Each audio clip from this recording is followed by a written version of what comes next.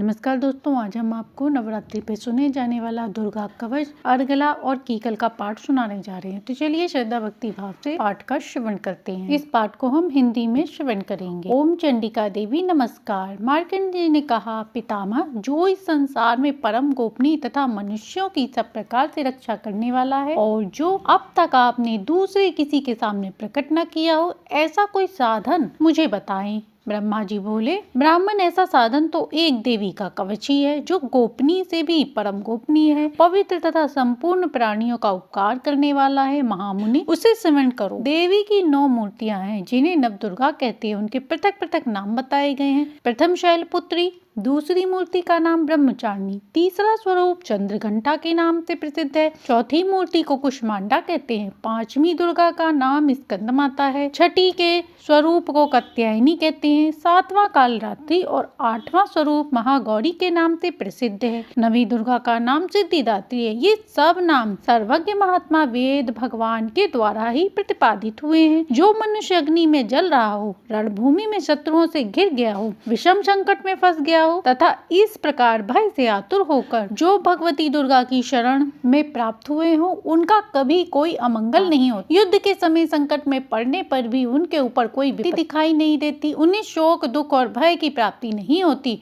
जिन्होंने भक्ति पूर्वक देवी का स्मरण किया है, उसका निश्चय ही अदुभ्य होता है। देवेश्वरी, जो तुम्हारा चिंतन करते हैं, तुम उनकी सदैव रक्षा करती हो। चामुंडा देवी प्रेत पर आरूढ़ होती हैं, वराही भैंस पर सवार रहती हैं, ऐन्द्री का वाहन ऐरावत हाथी है, वैष्णवी देवी गरुड़ पर रहती हैं, महेश्वरी वृषभ पर आरूढ़ होती है, कौमारी का वाहन मयूर है, भगवान विष्णु की प्रीतमा लक्ष्मी देवी कमल के आसन पर विराजमान है और हाथों में कमल धारण किए हुए हैं। वृषभ पर आरूढ़ ईश्वरी देवी ने श्वेत रूप धारण किया है। ब्राह्मी देवी हंस पर बैठी हुई हैं और सब प्रकार के आभूषण से विभूषित हैं। इस प्रकार ये सभी माताएं सब प्रकार की योग शक्तियों से संपन्न है। इसके सिवा और भी बहुत सी देवियां हैं जो अनेक प्रकार के आभूषणों की शोभा से युक्त तथा नाना प्रकार के रत्नों से सुशोभित हैं। ये संपूर्ण देवियां क्रोध से भरी हुई हैं और भक्तों की रक्षा के लिए रथ पर बैठी दिखाई देती हैं। ये शंख, चक्र, गदा, शक्ति, हल और मूषल, खेटक तथा तोमर, परशु तथा पाश, कुंत और त्रिशूल एवं उत्तम सारंग, धनुष आदि अस्त्र शस्त्र अपने हाथ में धारण करती हैं। दैत्यों के शरीर का नाश करना, भक्तों का अभय दान देना और देवताओं का कल्याण करना, यही इनके शस्त्र धारण करने का उद्देश्य है। कवच धारण करने से पहले इस प्रकार प्रार्थना करनी चाहिए। महान रौद्र रूपे, अत्यंत घोर पराक्रमी, महान बल और महान उत्साह वाली देवी, तुम महान भय का नाश करने वाली हो। तुम्हें नमस्कार है। तुम्हारी ओर देखना भी कठिन है। शत्रुओं का भय बढ़ाने वाली जगदम्बिके, मेरी रक्षा करो। पूर्व दिशा में ऐन्द्री, मेरी रक्षा करो। अग्निकोण से अग्नि शक्ति, दक्षिण दिशा से वराही, नैतिक कोण से खड़ग धारणी, मेरी रक्षा करो। पश्चिम दिशा से वारुणी और बाह्य कोण से मृग पर सवार करने वाली देवी, मेरी रक्षा करो। उत्तर दिशा में कौमारी और ईशान कोण में शूल धारणी देवी रक्षा करें। ब्राह्मणी, तुम ऊपर की ओर से मेरी रक्षा करो और वैष्णवी देवी नीचे की ओर से मेरी रक्षा करो। इस प्रकार सबको अपना वाहन बनाने वाली चामुंडा 10 दिशाओं में मेरी रक्षा करो। जया आगे से और विजया पीछे की ओर से मेरी रक्षा करो। वाम भाग से अर्जिता और दक्षिण भाग से अपराजिता रक्षा करें। उद्धोतनी शिखा की रक्षा करें। उमा मेरे मस्तक पर विराजमान होकर रक्षा करें। ललाट में माला धरी रक्षा करें और यशस्विनी देवी मेरी भौं की रक्षा करें। भौं के मध्य भाग में त्रिनेत्रा और नथुनों की यमघंटा देवी रक्षा करें। दोनों नेत्रों के मध्य भाग में शाखंडिनी और कानों में द्वारवासिनी रक्षा करें। कालिका देवी कपोलों की तथा भगवती शाकंडी कानों की मूल भाग की रक्षा करें। नासिका में सुगंध और ऊपर के होठों पे चर्चिका देवी रक्षा करें। नीचे के होठ में अमृत कला तथा जीवा में सरस्वती देवी रक्षा करें। कौमारी दांतों की रक्षा करें। चंडिका कंठ प्रदेश की रक्षा करें। चित्रघंटा गले की रक्षा करें और महामाया तालुक में रहकर रक्षा करें। कामाक्षी ठोड़ी की और सर्वमंगला मेरी वाणी की रक्षा करें। भद्रकाली गिरिवा में और धनुर्धरी षष्ठ वंश मेरुदंड में रहकर रक्षा करें। कंठ के बाहरी भाग में नीलगिरिवा और कंठ की नली में नलकुबरी रक्षा करे। दोनों कंधों में खंडंगी और मेरी दोनों भुजाओं की वज्रधारणी रक्षा करें। दोनों हाथों में दंडनी और उंगलियों में अंबिका रक्षा करें। शूलेश्वरी नखों की रक्षा करें। कुलेश्वरी कुक्षी में रहकर रक्षा करें। महादेवी दोनों स्तनों की और शोक विनाशिनी देवी मन की रक्षा करें। ललिता देवी हृदय में और शूलधारणी उदर में रहकर रक्षा करें। नाभि में कामनी और गुहाय भाग की गुहेश्वरी रक्षा करें। पूतना और कामिका लिंग की और महिष वाहिनी गुदा की रक्षा करें। भगवती कटी भाग में और विंध्यवासिनी घुटनों की रक्षा करें। संपूर्ण कामनाओं को देने वाली महाबला देवी दोनों पिंडलियों की रक्षा करें। नरसिंही दोनों घुटनियों की रक्षा करें। तेजी दोनों चरणों के पृष्ठभाग की रक्षा करें। श्री देवी पैरों की उंगलियों में और तलवासिनी पैरों के तलुओं की रक्षा करें। अपनी दाढ़ों के कारण भयंकर दिखाई देने वाली दंत कराली देवी नखों की और उधर्वकेशनी देवी केशों की रक्षा करें। पार्वती देवी रक्तमंजा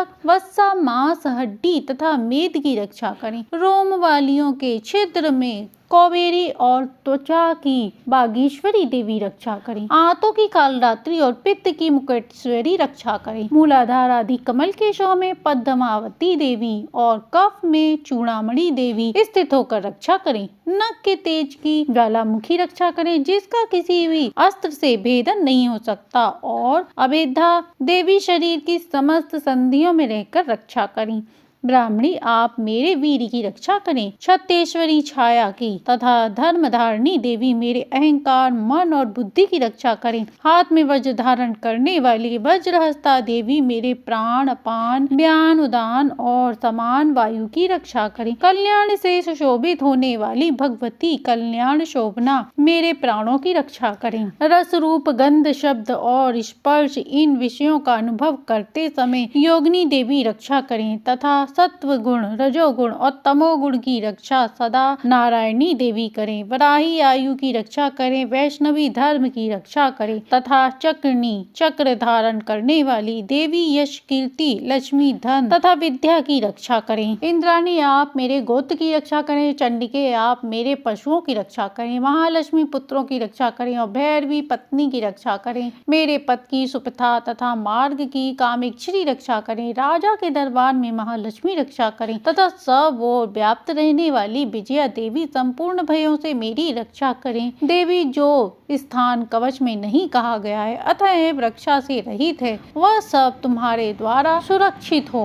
क्योंकि तुम विजयशालिनी और पापनाशनी हो। यदि अपने शरीर का भला चाहो तो मनुष्य बिना कवच के कहीं एक पग भी न जाए। कवच का पाठ करके ही यात्रा करे। कवच के द्वारा सब ओर से सुरक्षा रहती है। मनुष्य जहाँ जहाँ भी जाता है वहाँ वहाँ उसे धन लाभ होता है तथा संपूर्ण कामनाओं की सिद्धियां प्राप्त कराने वाला ये विजय की प्राप्ति है। वह जिस जिस अभिष्ट वस्तु का चिंतन करता है उसका निश्चय ही उसे प्राप्त करता है। वह पुरुष इस पृथ्वी पर तुलना रहित महान ऐश्वर्य का भागी होता है। कवच से सुरक्षित मनुष्य निर्भय होता है। युद्ध में उसकी पराजय नहीं होती तथा वह तीनों लोक में पूजनीय होता है। देवी का यह कवच देवताओं के लिए भी दुर्गम है। जो प्रतिदिन नियम पूर्वक तीनों संध्याओं के समय श्रद्धा के साथ इस पाठ को करता है उसे देवी कला प्राप्त होती है और वह तीनों लोकों में कहीं भी पराजित नहीं होता। इतना ही नहीं, वह अमृत्यु से रहित 100 से भी अधिक वर्षों तक जीवित रहता है। मकड़ी चेचक और कोढ़ आदि उसकी संपूर्ण व्याधियां नष्ट हो जाती हैं। कनेर भांग अफीम धतूरे आदि का स्थावर विष सांप और बिच्छू आदि के काटने से चढ़ा हुआ जंगम विष तथा अफीम और तेल के संयोग आदि से बनने वाले कृत्रिम विष ये सभी प्रकार के दूर हो जाते हैं। उसका उस पर कोई असर नहीं होता। इस पृथ्वी पर मरण मोहन आदि जितने अभिचार प्रयोग होते हैं तथा इस प्रकार के जितने मंत्र यंत्र हैं वे सब इस कवच को हृदय धारण करने पर उस मनुष्य को देखते ही नष्ट हो जाते हैं। यही नहीं, मनुष्य पृथ्वी पर विचरण करने वाले ग्राम देवता आकाशचारी देव विशेष जल के संबंध में प्रकट होने वाले गण उपदेश मात्र से सिद्ध होने वाले निम्न कोटि के देवता अपने जन्म के साथ प्रकट होने वाले देवता कुल देवता माला कंठमाला आदि डाकनी शाकनी अंतरिक्ष में विचरण करने वाली अत्यंत बलशाली भयानक डाकनियां, भूत पिशाच, यक्ष, गंधर्व राक्षस, ब्रह्म राक्षस, बेताल, कुष्मांड और भैरव आदि अनिष्टकारक देवता भी हृदय में कवच धारण किए रहने पर मनुष्य को देखते ही भाग जाते हैं। कवचधारी पुरुष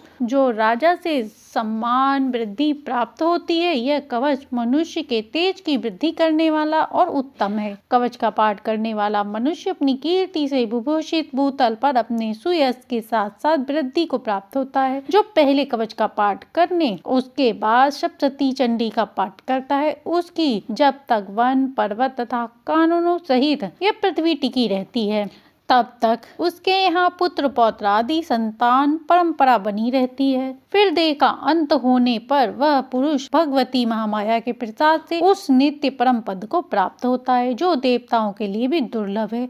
वह सुंदर दिव्य रूप धारण करता है और कल्याणमय शिव के साथ आनंद का भागी होता है। इस प्रकार कवच का पाठ यहीं पर संपूर्ण हुआ। अब सुनते हैं अर्गला स्तोत्र। ओम चंडिका देवी नमस्कार। मार्कंडेय जी कहते हैं, जयंती मंगला काली भद्रकाली कपालिनी दुर्गा क्षमा शिवा धात्री स्वाहा और स्वधा, इन नामों से प्रसिद्ध जगदम्बिके तुम्हें मेरा नमस्कार हो। देवी चंडिके तुम्हारी जय हो। संपूर्ण प्राणियों की पीड़ा हरने वाली देवी तुम्हारी जय हो। सब में व्याप्त रहने वाली देवी तुम्हारी जय हो। कालरात्रि तुम्हें नमस्कार हो। मधु और कैटव को मारने वाली तथा ब्रह्मा जी को वरदान देने वाली देवी तुम्हें नमस्कार। तुम मुझे रूप आत्म स्वरूप का ज्ञान दो, जय दो, यश दो, मोह विजय पर ज्ञान प्राप्त रूप यश दो, काम क्रोध आदि शत्रुओं का नाश करो। महिषासुर का नाश करने वाली और भक्तों को सुख प्रदान करने वाली देवी तुम्हें नमस्कार है। तुम रूप दो, यश दो, जय दो और काम क्रोध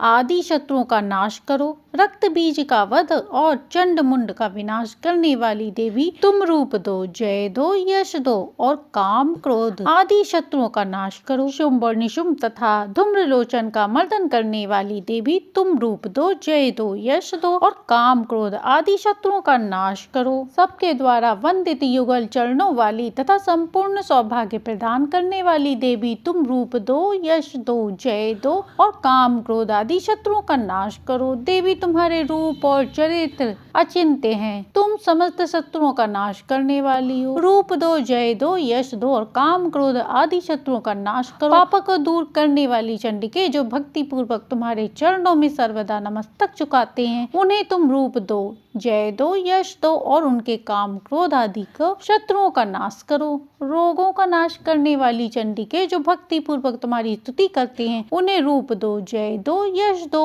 और मेरे काम क्रोध आदि शत्रुओं का नाश करो। चंडिके इस संसार में जो भक्ति पूर्वक तुम्हारी पूजा कर, तुम उन्हें रूप दो, जय दो, यश दो और मेरे काम क्रोध आदि शत्रुओं का नाश करो। मुझे सौभाग्य और आरोग्य दो, परम सुख दो, रूप दो, जय दो, यश दो और मेरे काम क्रोध आदि शत्रुओं का नाश करो। जो मुझसे देश रखते हैं उनका नाश करो और मेरे बल की वृद्धि करो। रूप दो, जय दो, यश दो, मेरे काम क्रोध आदि शत्रुओं का नाश करो। देवी मेरा कल्याण करो, मुझे उत्तम संपत्ति प्रदान करो। रूप दो, जय दो, यश दो, मेरे काम क्रोध आदि शत्रुओं का नाश करो। अंबिके देवता और असुर दोनों ही अपने माथे के मुकुट की मणियों को तुम्हारे चरणों पर घिसते रहते हैं। तुम रूप दो, जय दो, यश दो और मेरे काम क्रोध आदि शत्रुओं का नाश करो। भक्तजन को विद्वान, यशस्वी और लक्ष्मीवान बनाओ तथा रूप दो, जय दो, यश दो, मेरे काम क्रोध शत्रुओं का नाश करो। प्रचंड दंत दर्प का दलन करने वाली चंडिके मुझ शरणागत को रूप दो, जय दो, यश दो, मेरे काम क्रोध आदि शत्रुओं का नाश करो। चतुर्मुख ब्रह्मा जी द्वारा प्रशंसित चार भुजाधारणी परमेश्वरी तुम मेरे को रूप दो, जय दो, यश दो, मेरे काम क्रोध शत्रुओं आदियों का नाश करो। देवी अंबिके भगवान विष्णु नित्य निरंतर भक्ति पूर्वक तुम्हारी स्तुति करते हैं। तुम रूप दो, जय दो, यश दो और मेरे काम क्रोध आदि शत्रुओं का नाश करो। हिमालय कन्या पार्वती के पति महादेव के द्वारा प्रशंसित होने वाली परमेश्वरी तुम मेरे को रूप दो, यश दो, जय दो, मेरे काम क्रोध आदि शत्रुओं का नाश करो। शचीपति इंद्र के द्वारा सद्भाव से पूजित होने वाली परमेश्वरी तुम तुम रूप दो, जय दो, यश दो और काम क्रोध आदि शत्रुओं का नाश करो। देवी अंबिके, तुम अपने भक्त जनों को सदा असीम आनंद प्रदान करती हो। मुझे रूप दो, यश दो, जय दो, मेरे काम क्रोध शत्रुओं का नाश करो। मन की इच्छा के अनुसार चलने वाली मनोहरी पत्नी प्रदान करो, जो दुर्गम सागर से तारने वाली उत्तम कुल में उत्पन्न हुई हो। जो मनुष्य इस स्तोत्र का पाठ करके सप्तशती रूपी महास्तोत्र का पाठ करता है, वह सप्तशती की जप संख्या से मिलने वाले श्रेष्ठ फल को प्राप्त करता है, साथ ही वह प्रचुर संपत्ति भी प्राप्त कर लेता है। इस प्रकार अर्गला का पाठ यहीं पर संपूर्ण हुआ। अब सुनते हैं कीकल का पाठ। ओम चंडिके देवी नमस्कार। मार्कंडेय जी कहते हैं, विशुद्ध ज्ञान ही शरीर का ज्ञान है।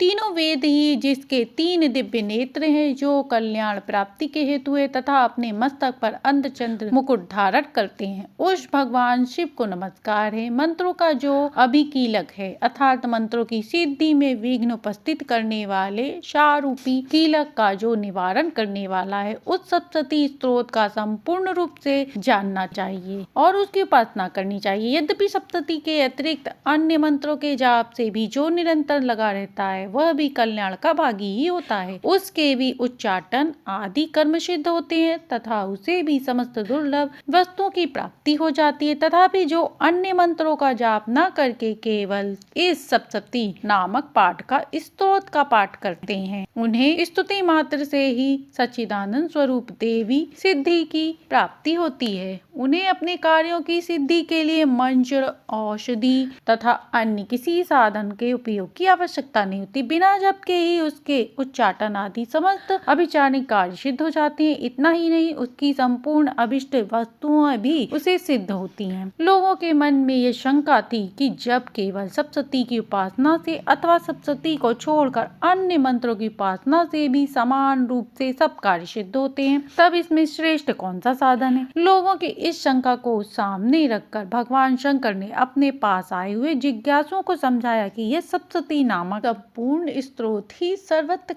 एवं कल्याणमय है। तदंतर भगवती चंडिके के सप्तशती नामक स्तोत्र को महादेव जी ने गुप्त कर दिया। सप्तशती के पाठ से पुण्य प्राप्त होता है, उसकी कभी समाप्ति नहीं होती, किंतु अन्य मंत्रों के जप पुण्य की समाप्ति हो जाती है। अतः भगवान शिव ने अन्य मंत्रों की अपेक्षा जो सप्तशती की ही श्रेष्ठता का निर्णय किया, उसे यथार्थ ही जानना चाहिए। अन्य मंत्रों का जप करने वाला पुरुष भी यदि सप्तशती के स्तोत्र और जप का अनुष्ठान कर ले, तो वह पूर्ण रूप से ही कल्याण का भागी होता है। इसमें तनिक भी संदेह नहीं। जो साधक कृष्ण पक्ष की चतुर्थी अथवा अष्टमी को एकाग्रचित होकर भगवती की सेवा में अपना सर्वस्व समर्पित करता है और उसे प्रसाद रूप में ग्रहण करता है, उसी पर भगवती प्रसन्न होती हैं, अन्यथा उनकी प्रसन्नता नहीं प्राप्त होती। इस प्रकार सिद्धि के प्रतिबंधक रूप कीलक के द्वारा महादेव ने इस स्तोत्र को कीलित कर रखा है। जो पूर्वोत्तर रीति से निष्कीलन करके इस सप्तशती स्तोत्र का प्रतिदिन स्पष्ट उच्चारण पूर्वक पाठ करता है, वह मनुष्य सिद्ध हो जाता है, वही देवी का पार्षद होता है और वही गंधर्व भी होता है। सर्वत्र विचरते रहने पर भी इस संसार में उन्हीं कहीं भी भय नहीं होता। वह काल मृत्यु के वश में नहीं पड़ता तथा देह त्यागने के बाद मोक्ष को प्राप्त कर लेता है। अतः कीलन को जानकर उसका परिहार करके ही सप्तशती का पाठ आरंभ करें। ऐसा नहीं करता जो भी उसका नाश होता है। इसलिए कीलक और निष्कीलन का ज्ञान प्राप्त करके ही स्तोत्र निर्दोष होता है और विद्वान पुरुष इस निर्दोष स्तोत्र का ही पाठ आरंभ करते हैं। स्त्रियों में जो कुछ भी सौभाग्य आदि दृष्टिगोचर होता है, वह सब देवी के प्रसाद का ही फल है। अतः इस कल्याणमय स्तोत्र को सदा जाप करना चाहिए। जाप का मंद स्वर पाठ करने पर स्वल्प फल की प्राप्ति होती है और उच्च स्वर में पाठ करने पर पूर्ण फल की सिद्धि होती है। अतः उच्च स्वर से ही इसका पाठ आरंभ करना चाहिए, जिसके प्रसाद से ऐश्वर्य, सौभाग्य, आरोग्य, संपत्ति, शत्रुनाश और परम मोक्ष की सिद्धि होती है। उस कल्याणमयी जगदम्बा की स्तुति मनुष्य क्यों नहीं करते, अर्थात ऐसी कल्याणमयी माँ जगदम्बा की स्तुति एवं आराधना हर मनुष्य को करनी चाहिए। इस प्रकार दुर्गा कवच, अर्गला और कीकल का पाठ यहीं पर संपूर्ण। जो भी नवरात्रि में इस पाठ का श्रवण करता है, उसे नवरात्रि के संपूर्ण फलों का प्राप्त होता है। तो गुप्त रूप से आप इसको सुन सकते हैं। यदि ये स्तोत्र पसंद आया हो तो लाइक सब्सक्राइब करें।